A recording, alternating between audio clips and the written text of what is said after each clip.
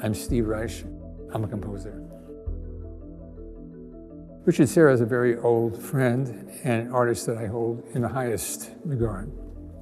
And when the list of options was given to me of what works were possible, it was clear that I would choose this extremely important piece of a good friend and great artist. So when something comes along that's indisputable, like Equal by Richard Serra, you're called to attention. His work demands your physical presence. If you're going to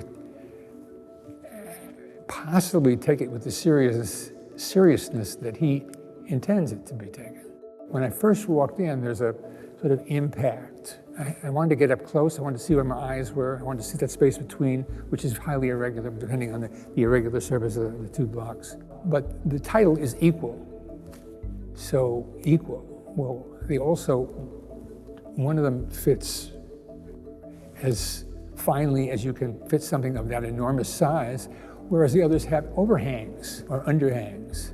In other words, the top piece juts out or it's too short for the lower piece.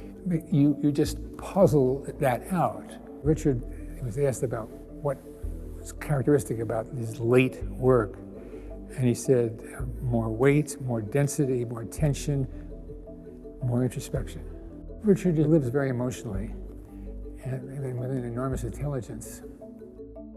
He's after what's going to have a very powerful effect, and he gets it.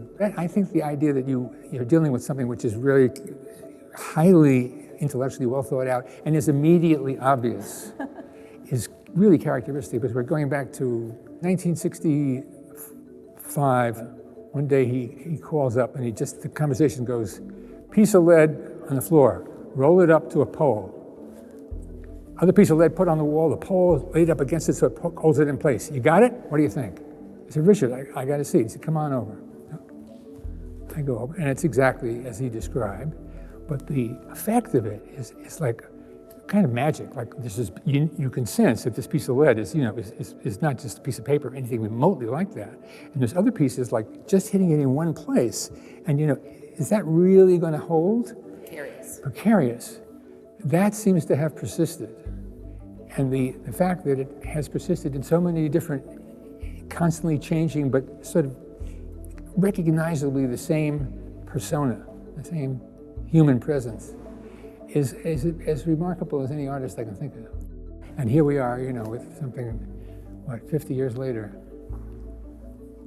So here he's playing with these enormous versions of blocks that a kid could play with, and getting them so that they all round off at the top the same, which a kid might want to do. But, a totally different effect. And this is not the work of a young man. Richard's clearly following the inside guide, moving on, but with all the basic ingredients intact, constantly mixing them unforeseeable different ways. That's what's wonderful when it's unforeseeable. Yeah, when you just said very simply and concisely, this is not the work of a young man. And I do think one feels that.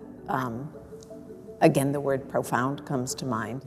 And all his art is, it is art made to last. I dare say, yes, it's made to last.